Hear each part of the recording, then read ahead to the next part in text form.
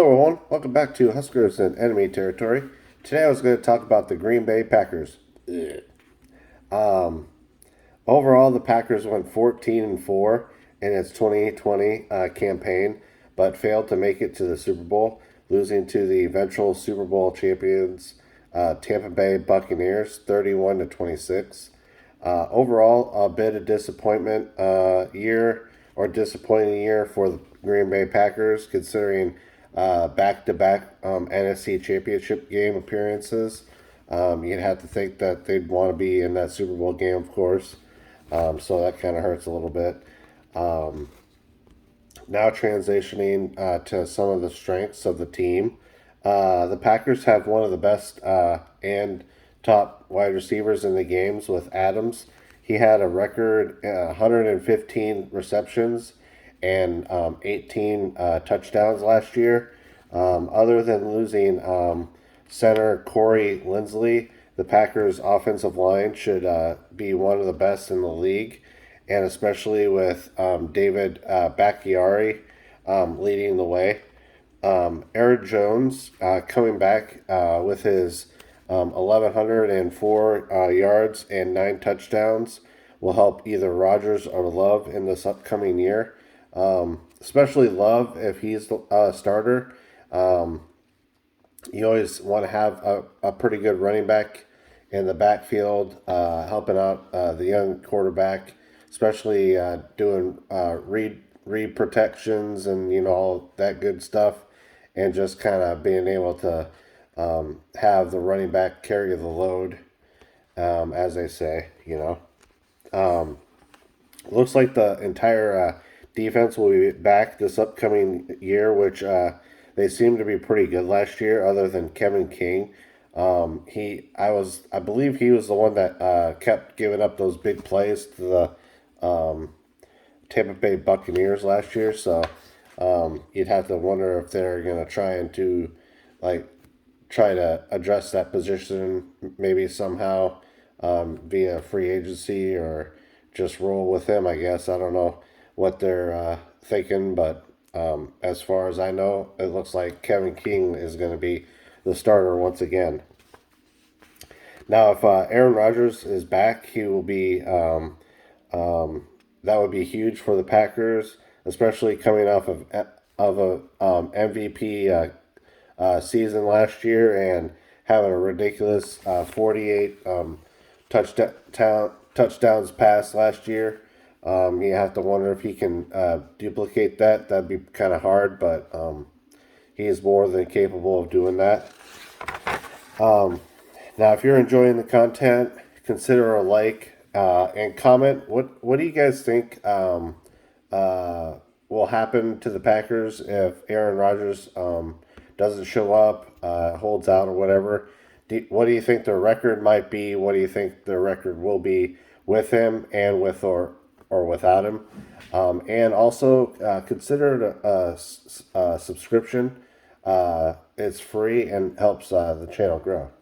Now back to the weaknesses. The Green Bay Packers' weaknesses probably could be Aaron Rodgers. And the reason why I say that is I think, in my opinion, the Packers are two entirely different teams with Aaron and without Aaron. So that's the biggest weakness in my mind. And I think that they would be in a world of hurt if they have to rely on Kevin Love, or not Kevin Love. Why did I say Kevin Love? Dang, what's his name? Jordan Love, sorry. I don't know why I said Kevin Love. Now, I also pointed out, or I also think that having a rookie center could lead to some growing pains on the offensive line, but having kind of the, you know, seasoned vets that they do have on that offensive line, maybe it won't be such a big deal, but bringing in a rookie center, that could hurt the Packers a little bit, and I just wanted to point that out. I also think that the maybe another weakness might be who's behind Davante Adams. They did have a pretty good season last year. Some of the wide receivers I was looking at, One had 11 touchdowns, another had 6, and the last guy had 3 touchdowns. So you kind of wonder if maybe is that a fluke, or will they be able to do kind of a repeat performance as last year? Um, my other concern was I want to bring up Kevin King again. He was kind of a huge liability in that NFC Championship game. Hopefully, I'm talking about the right guy, but obviously, since I'm not a fan of the Packers, I'm not entirely sure. But I think that he was the one that was giving up all those big plays during that game.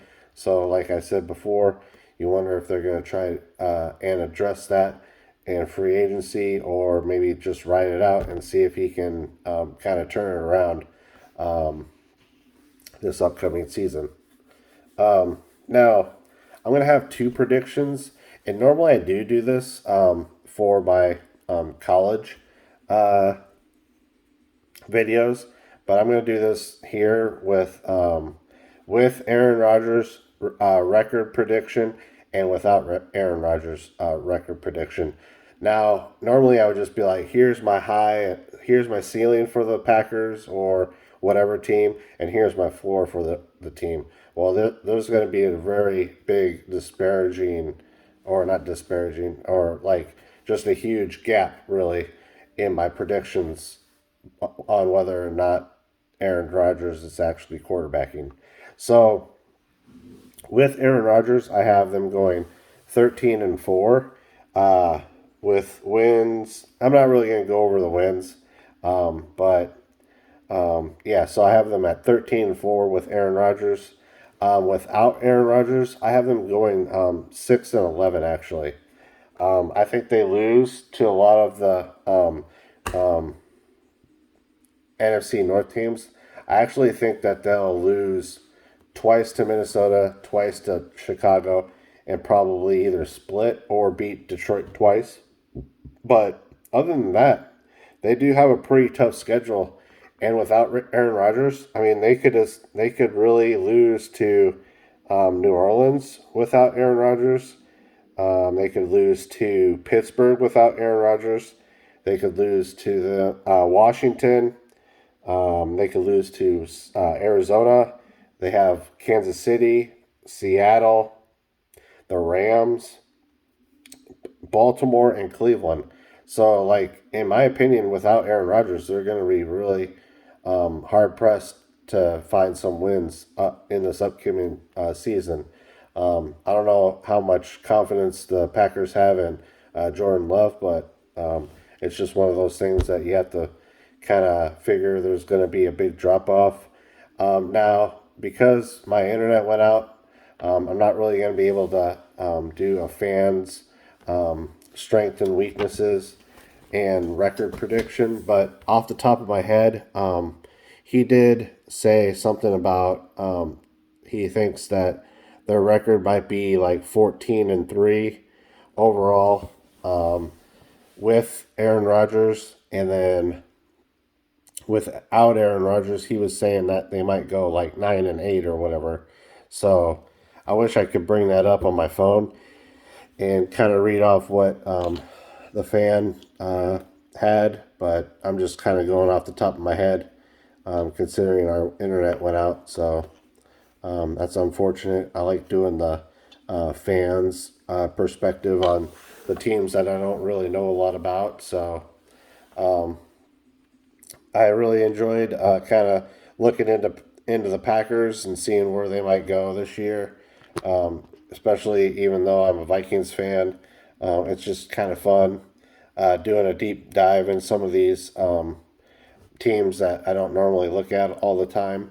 Now, if you guys are really enjoying this content, give a like, and I said before, leave a comment on how you feel the Packers might do overall for this upcoming 2021 season.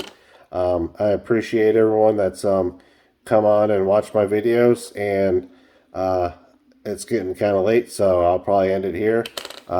Appreciate everyone once again, and as always, go Big Red.